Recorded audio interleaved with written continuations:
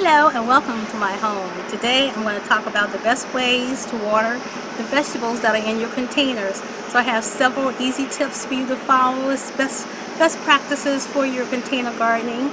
But before we go there, I want to let you know that I also have other types of videos on my channel. I have easy to prepare recipes, I have product reviews, I have meditation videos, and other container garden videos on how I grow various vegetables in containers. So come on, let's go ahead and get to watering those plants.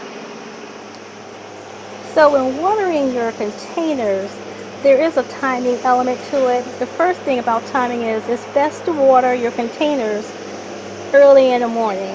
And the reason you want to do that is that it keeps evaporation from happening. If you water in the middle of the day and the sun's out hot and beaming, it's really going to cause the water to evaporate, and your plants will not get the water that you think. Also, if you water early in the morning and you happen to get some water on the leaves or the stems, there's enough time for it to dry off before it gets into the evening, and that way you don't run the risk of creating an environment for disease because the leaves are wet in the nighttime. Now, one method, and the method that I use to determine if my plants need more water, is to basically poke my finger into the soil.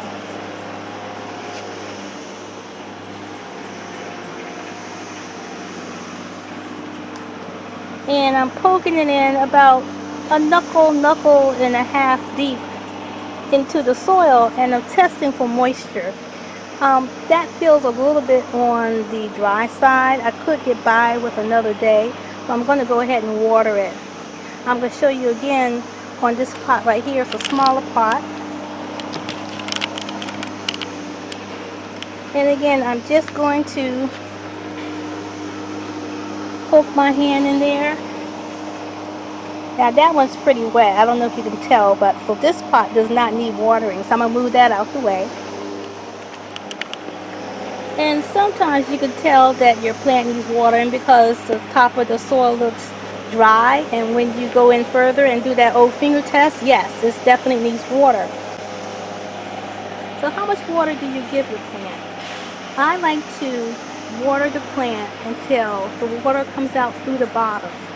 That way you know you're doing a very deep watering, and it's important to deeply water your plants because you want your roots to reach down deep into the pot. And if your plant senses that there's water at the bottom of the pot or towards the edge of the pot, it would grow in that direction. You don't want to have shallow roots. If you water in a shallow manner, if what I'm trying to say, you will create roots that are shallow. So let's go ahead, and I'm going to pour some water in.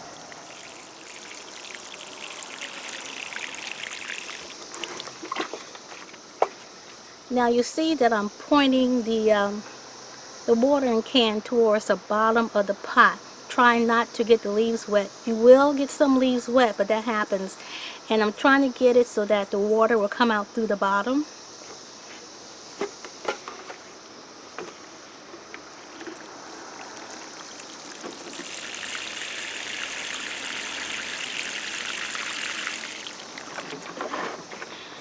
And sometimes you may have to do a couple of passes with the watering can until it starts to drip down. So you have to be a little patient.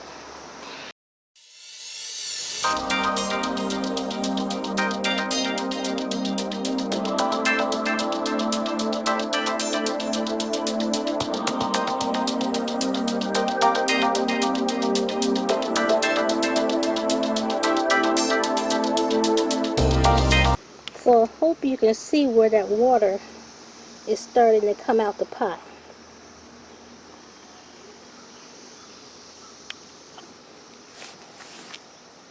And I also watered this pot, and the water is starting to come out of that pot as well. So for your vegetables, you want to keep them moist but not muddy. So it's just a dampness to the soil, and you should be okay with most vegetable plants, unless you're growing something that's kind of I want to say exotic and may have some different needs, in which case you need to follow that particular plant's watering instructions. You should also, know your plants.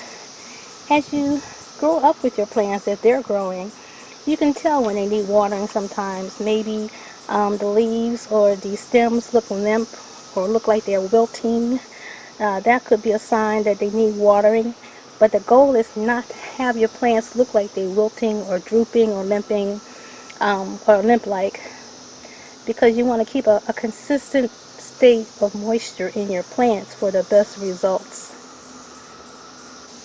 So here's a tip. When it gets to be extreme heat, you really need to check your plants twice a day, because when you're doing container gardening, it's quite easy for them to dry out. And if you're using the cloth grow bags, they tend to dry out even quicker. So be on the lookout. When it starts to get up there in the high 80s and 90s, you probably need to water more than once a day.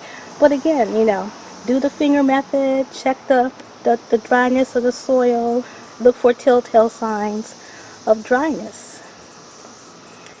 Now on the opposite end, you could be overwatering, and a telltale sign of that is if you see kind of green looking mold on the surface of your container soil.